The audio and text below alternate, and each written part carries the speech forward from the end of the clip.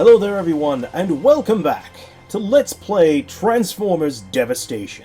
I am your host Alexander Frost, and this is episode 2, and when last we left off I barely squeaked by beating Devastator.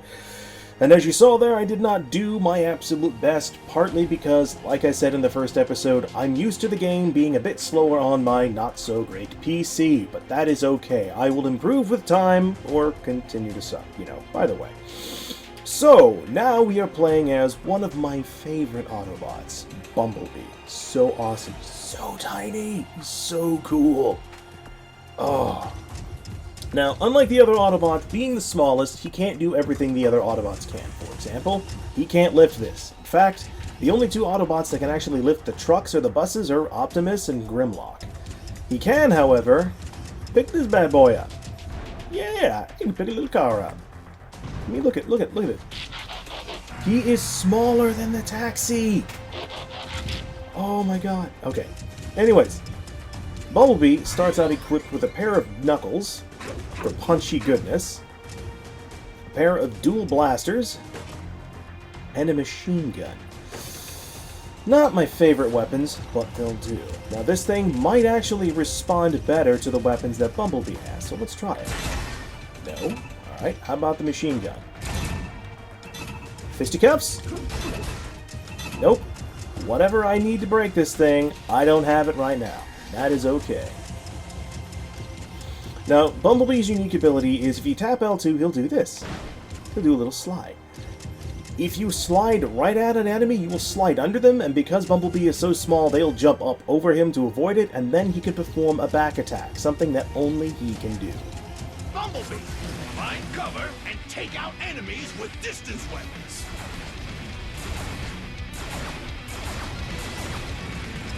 And unfortunately, I'm kind of light on the proper distance weapons for right now, but that is okay.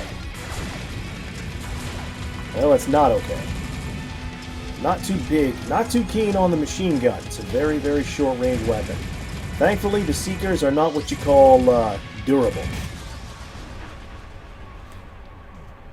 If I'd had a stronger single-shot weapon, I could have ended it much, much faster. Oh well. Go ahead. I'll cover you. Alright, Wheeljack. Let's switch back to the weapon that is empty. Okay, now, another thing is, there are hidden caches located in the ground. The only way to find them is to either slam the ground at random, or use a special radar item, which I don't have. Now, I know where this one is, it's pretty obvious. And now I have an uncommon melee weapon for my troubles. Now, like I said, I'm going to try and be a little more action-oriented this time around, so let's just get on with it. I need to go up that way. Ah, look, there's one of those Decepticon flags. To get it, just shoot it. And then you'll unlock stuff. Character art, usually.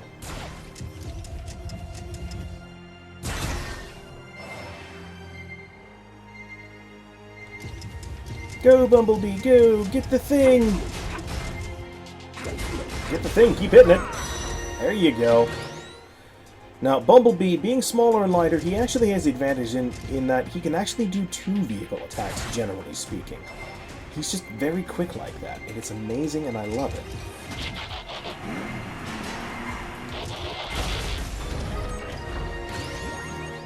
And then here's the other collectible I was telling you about.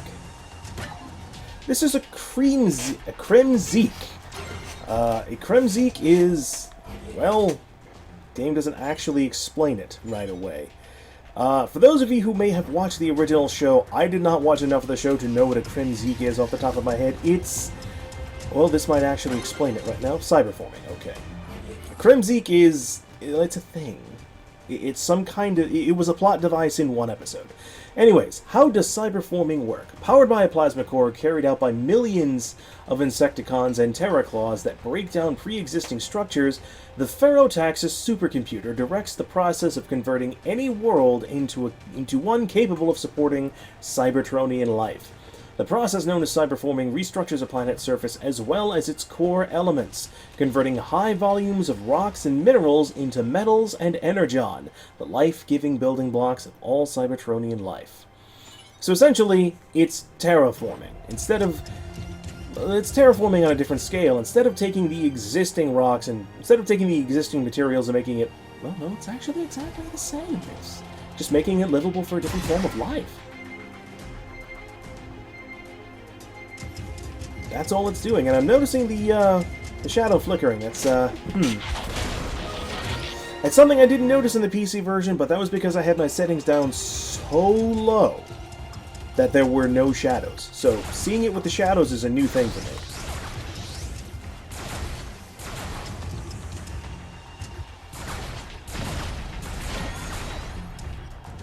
And there we go. Yes, Seekers are not what you call super durable, but that's the price they pay for being, you know, flight-worthy.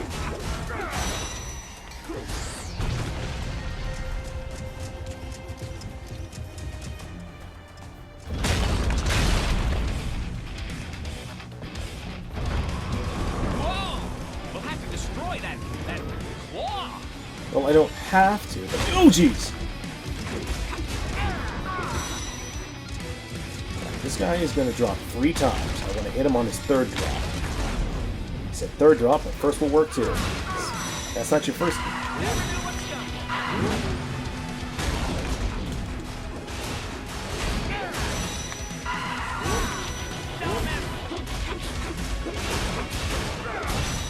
Attaboy, Bumblebee!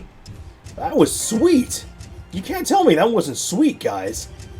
Another thing about these caches, if you stumble across one in the middle of a battle, you will not be able to get it, because if you try and do a ground slam in the middle of a battle, you will automatically try to slam towards the nearest enemy instead of directly down. So, you know, go for caches outside of combat. This wind current is too strong to pass through, even in vehicle mode. You will have to find another route for now. Fair enough, Teletran. Fair enough. Oh yes, now I said I can't pick up these things, but I can still destroy them. And get stuff for it. So, it's still worthwhile to take care of them. Is there something up there? I sworn there was. Well, there's these things.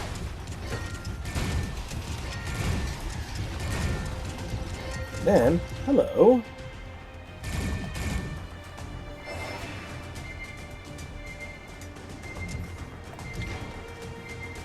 Thing.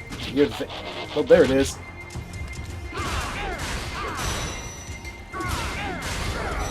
How did I almost miss that?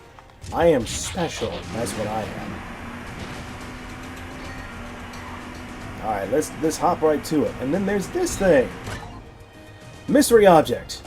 It's a T. And there are others just like it elsewhere.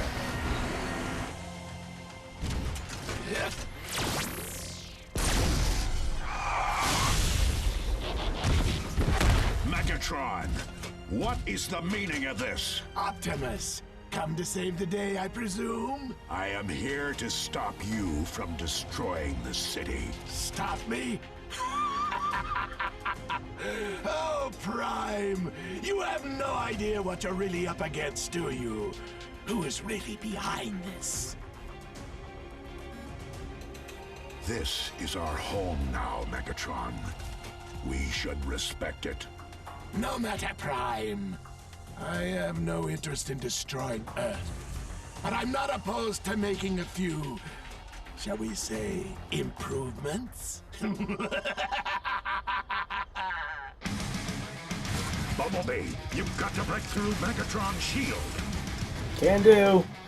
Perform a rush attack. Reach max speed in vehicle mode and use a melee attack button. This will break enemy shields. That is exactly what we're going to do. You get 2 different ones depending on whether you use heavy attack or light attack. This is light attack.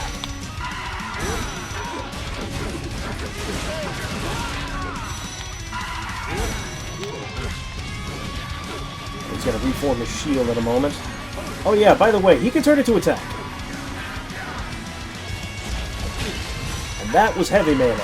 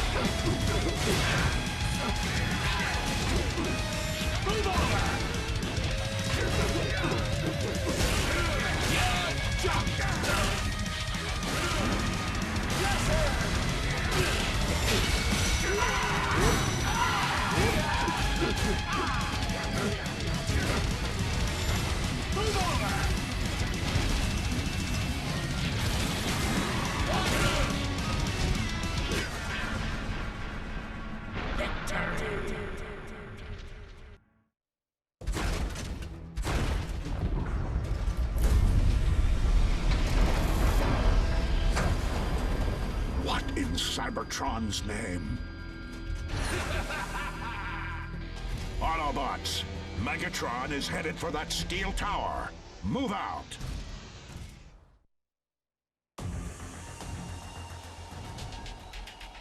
Go ahead. I will ensure no Decepticons follow. Follow me! So, I forgot to mention, you can use your dodge ability while you're in vehicle mode, and you can use your unique ability while in vehicle mode. And in the case of Bumblebee's dodge, since you're actually slipping under an enemy and attacking from behind, you're not attacking the shield, so you can use that to get around them. It's quite nice. So this is Sideswipe. Now, I should have mentioned this before, but each of the Autobots has their own unique stats, as it were. Optimus is one of the biggest and strongest, so he's essentially a tank. He's slower, but he can slug and do a lot of damage to enemies. Bumblebee is very light, very nimble, can't take a hit, but he's so fast and has abilities that make it easy for him to dodge.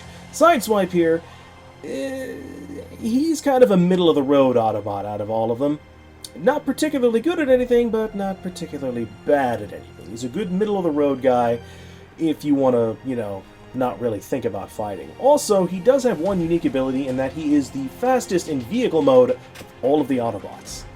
And he's the one that I played the entire game through as.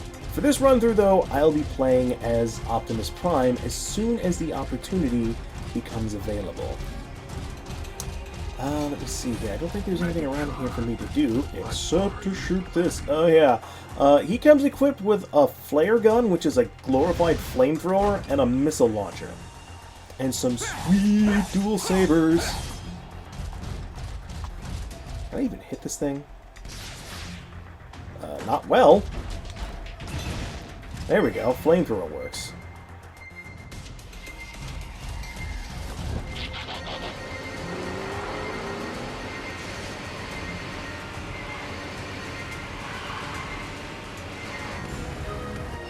There we go.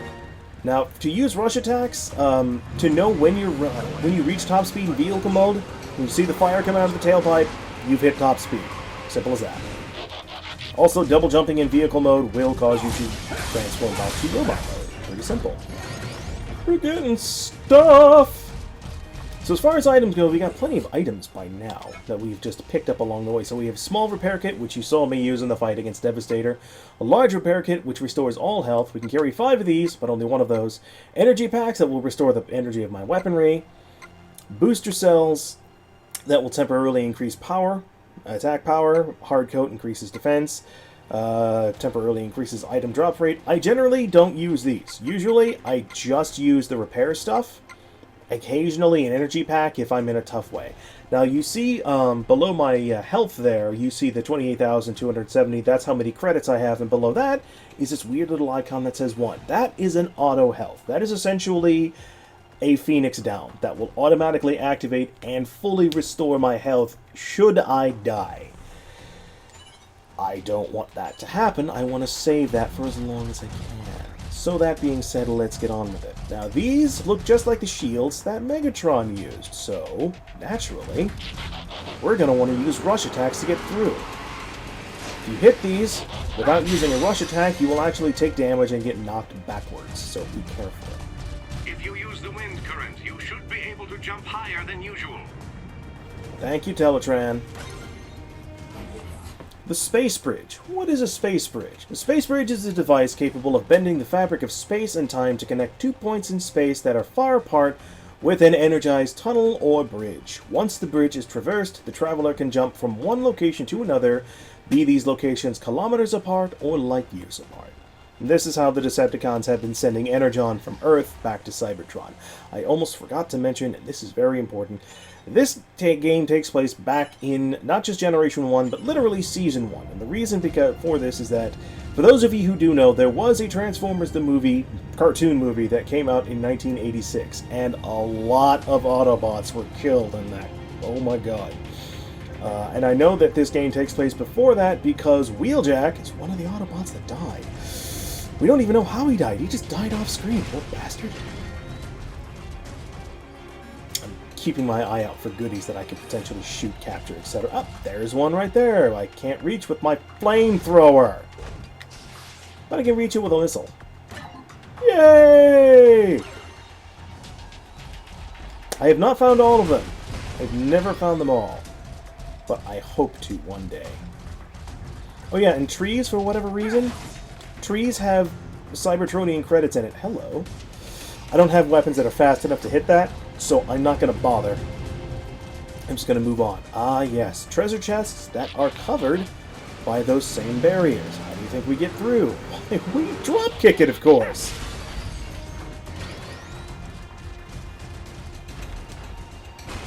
Oh, I hit it. There we go. It's odd that these living plants would have Cybertronian money in them, but these? Nothing. That make logical sense to you? Don't make no sense to me. Anything over here? Yes? No? Maybe? Oh, okay, here we go. Fight time!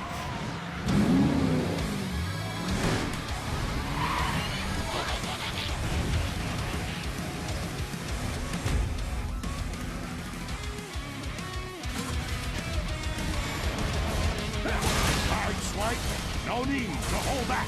Well, come on and get it, son. So for Sideswipe, he can perform a dash move that gets him close to his opponents, which is important because, as we can see... Oh, shit. Oh, wait, that's right. I can lift enemies that have been knocked down. It's something I don't do often. Oh, he had a second attack. Oh. So, the sergeants here, unlike the blues, are much faster and use physical fisticuff attacks instead of the usual blades. Give it your all. Sideswipe, now! Throw everything you've got it done. And then, if you press L3 and R3 together, you will get to use your ultimate ability. I did not want to use it while I was playing as Optimus or Bumblebee. I kind of wanted to leave them as surprises. But forget this, though. Hang on, let me deal with this little...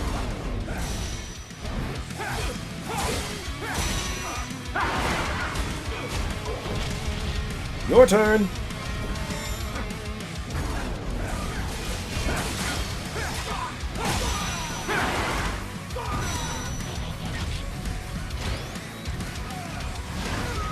Whoa, Optimus! Buddy! You want to save some for me?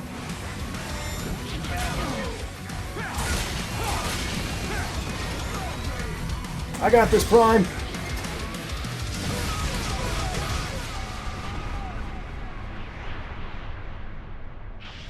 And then I shot my leader in the foot. The orange dot on your map marks your destination. Reach it to complete your mission. Okay. I've only got a few beefs with the game. One of them is that there isn't a dedicated map button that you can press. You always have to go to your in-game menu and scroll down to it. Now, I need to go up here, but the little circle there, the little blue circle, those are side missions. Now, I can do them pretty much any time in Chapter 1. I can even go back and do them later. I'm trying to decide if I want to go ahead and do them or just keep things going. Tell you what, I'll make this episode kind of a test bed, as it were, to see how you guys like this LP. And as soon as I get to the part where I can switch Autobots, then I'll cut the video there, and then I'll let you guys decide if I should continue on, you know, finding everything I can possibly find, or just getting on with the story. So in that case, I will ignore this stuff for now, and just get on with it.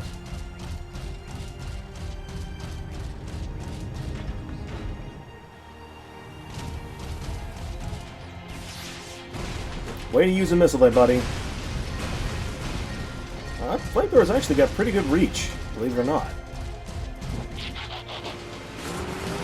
More enemy combatants! Megatron's serious! Some of them even have shields! Here's my retort! Yes, if you hit these guys on their shields, you just get knocked back. If you hit a con barrier, though, you will actually get the crap beat in, so be careful.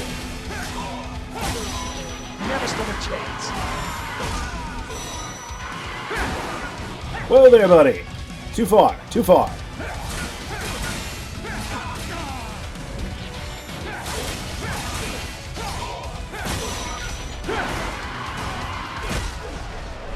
Oh, threefer! Oh. Did I mention I love this game? Like, a lot. Okay, these rings here that you can see, they don't do anything unless you transform into robot mode. Then they become vehicle mode, then they become active. When you pass through them, you get a burst of speed! And then you can, you know, crash through those without any issue. I don't want to go this way right now. So we're just gonna keep on going the way we're supposed to go. Okay, let's see, there was something around here. I swear there was... Oh yes, something that is important to note for the story. This is Red Energon. This is something that is unique to this game. So what is it specifically? What is this stuff? Looks like Energon, smells like Energon. Teletran 1, analyze. Analysis complete. It appears to be a volatile form of energon. It will likely explode if you throw or shoot it. What he actually means is if you throw it at something that can potentially be damaged by a throwable object, it will explode. But if you shoot it, it will explode and then miraculously reform so you can use it again. You can only do this a limited number of times, but imagine how awesome it would be in games if you could pick up an explosive barrel, throw it at an enemy, and pick it up and use it again! Alright, what do we got over here? The Ferrotaxis. What is the Ferrotaxis? The Ferrotaxis is important to all Cybertronians who long for a return to the Golden Age. It contains the principles of the Colonnade of Cybertron. These principles were the foundation upon which the greatest era in Cybertronian history was built. Despite its cultural and historical significance, the Ferrotaxis is also a supercomputer that directs the Insecticons and the explosive energies of the Plasma Core to cyberform entire planets. The Insecticons are given instructions from the Ferrotaxis telling them how to reshape a planet's surface, making it appropriate for Cybertronian life. The Plasma Core's energy is used to alter the fundamental elements of the planet to create a self-sustaining environment capable of supporting Cybertronians. There is no Cybertronian that would wish any harm to come to the Ferrotaxis, despite its powerful abilities. When cyberforming a planet, it uses the Colonnade as the basis for the society it builds. It literally turns a planet into a new Cybertron physically, but also as a society. It must be protected if there is to be any hope of Cybertron returning to the Golden Age. So yeah, it essentially turns any planet into a new version of Cybertron, but not a duplicate. So it becomes like Cybertron, but it can still become its own thing, its own type of planet, which is kind of interesting. Oh, isn't that a oh, wait, that's right. I have to use missiles.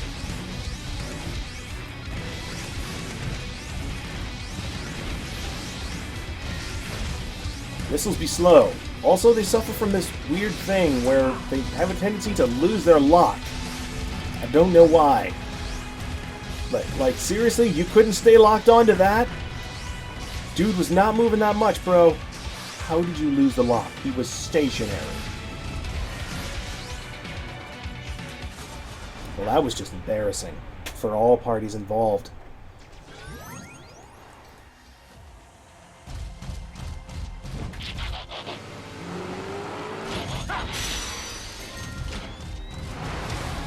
Well, hi there! Apparently that does not stop them. Okay, I thought it would stop them from attacking me, and I was wrong.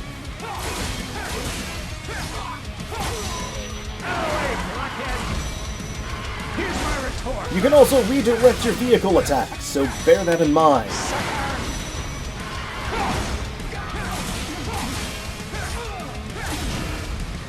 More? Who else is coming? Seekers, okay.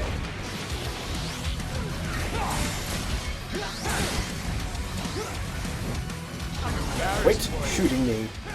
It is not fun. I don't like it.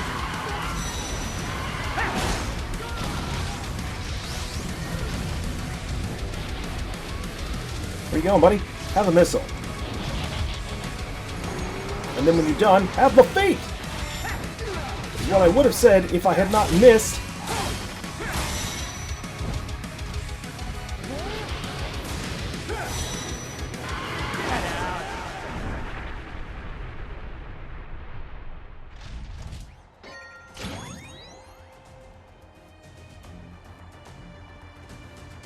Tower's dead ahead. Almost there.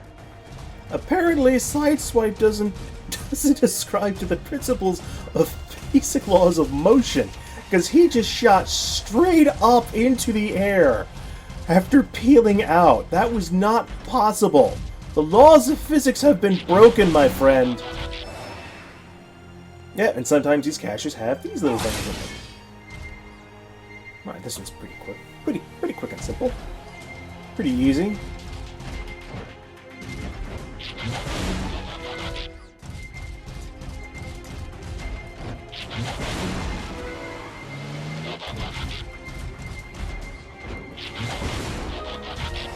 Something interesting I found out when controlling your Autobot while moving through the air,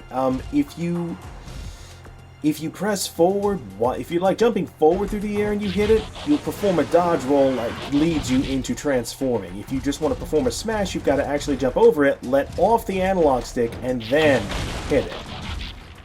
And also, again, if you just hold the button down, you'll stay in vehicle mode. You're supposed to stay in vehicle mode. Don't embarrass me. There you go. But if you let off the button, you automatically come back to normal. There you go. Open! Open, says me! Okay.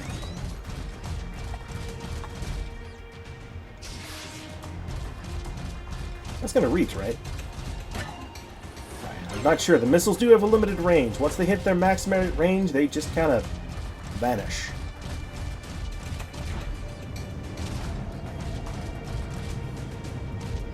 Nope. Gentlemen! Nope, he still has a shield. He still has a shield.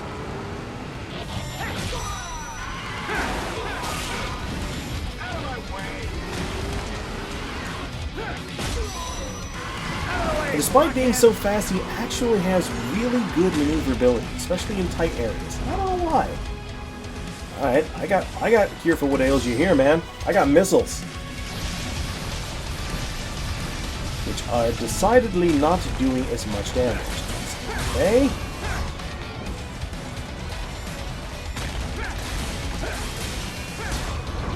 When dealing with these things, be careful about how you do your combos, because you can end the combo and mean to tap R2 to dodge, but then you do a vehicle attack and you're not out of attack range. Nice, straight up.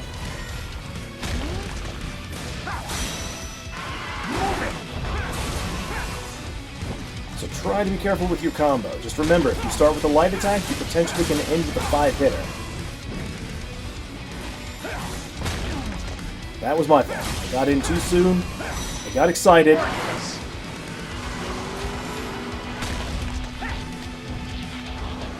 try again. Build up some speed. Build up some speed.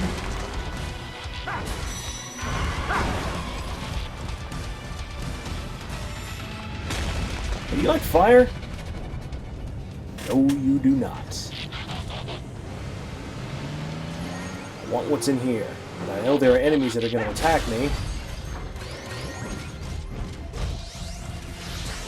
Ow, ow, ow, ow, ow, ow, ow. Those are bullets. They hurt. They don't feel good. Stop shooting me.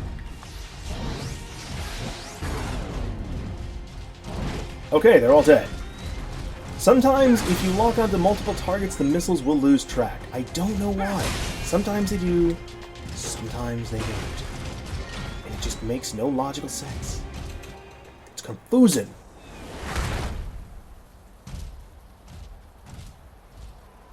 Can you hear it, Optimus? It's calling out to those Insecticons, somehow directing them.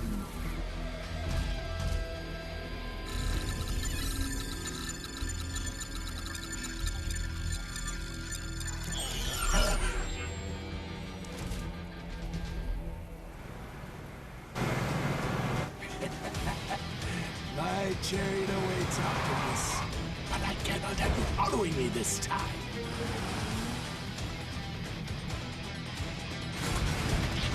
Sideswipe! Don't let him escape! Already on it. Pass through the plasma accelerators in order to gain an instant speed boost, which is what we need to do. Okay, I got squished between something and I did not feel good.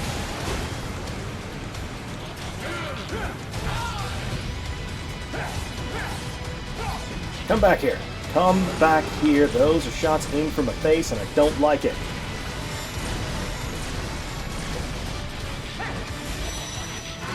Never stood a chance. Ow, ow! Should be noted that for this part, Sideswipe is actually the best. All of the other Autobots can't quite move fast enough to keep pace. I mean, as you can see here, he's the only one that really doesn't need the, They're just knocking weapons out of him. The other Autobots aren't quite fast enough to keep pace with him without using the plasma barriers, the plasma things, whereas Sideswipe doesn't need it. And if you do get close enough to try and use a rush attack, usually the other Autobots fall short, but as you can see, he kept pace like a champ. Hey, buddy. Quit running. Stop that. Stop that shit.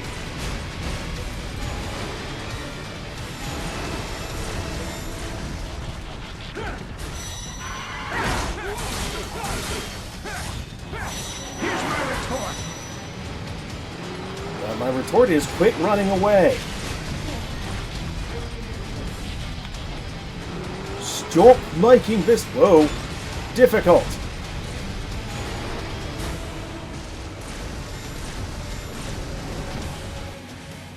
Here. It will happen here.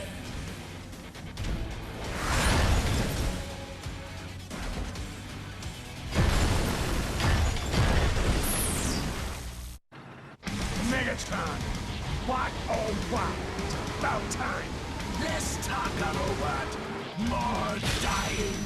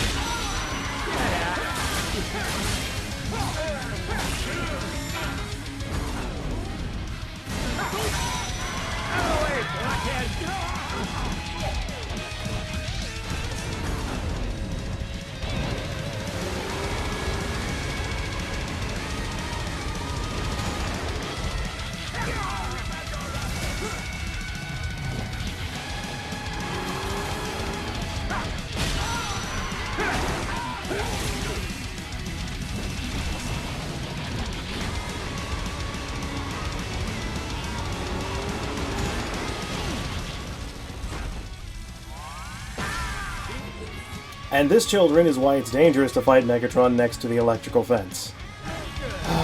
Perfectly good auto repair. Oh well, it's not like I'm not going to get more.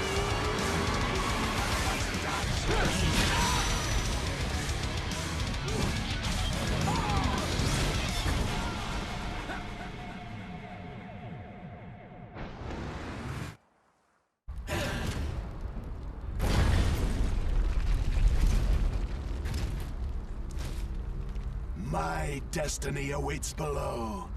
As for you, I just engaged the security system. Good luck getting in, Prime.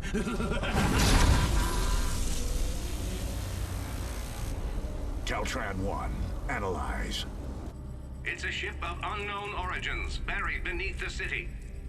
How do I shut down the security system?